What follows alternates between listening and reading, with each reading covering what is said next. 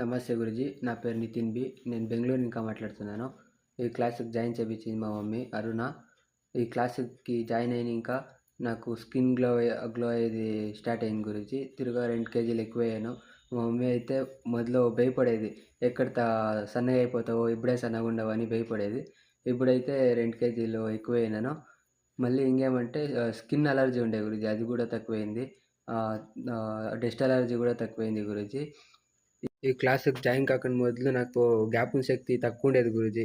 ఈ క్లాస్‌కి జాయిన్ అయినంక నాకు ఈ జ్ఞాపక శక్తి ఎక్కువైంది గురూజీ. ఇప్పుడేమన్నా అంటే సడెన్‌గా ఏమన్నా చెప్పినా నేను ఒకే ఒక సెకండ్‌కి నేను మర్చిపోయేత్తంటి గురూజీ. ఇప్పుడైతే జ్ఞాపక శక్తి ఉంది గురూజీ. లిక్విడ్‌లో ఉంటానా లేదా అనుకోయినాను గురూజీ. ఎందుకంటే నేను ఒక్కరోజు కూడా తినకుండా ఉండేవాడిని కాదు.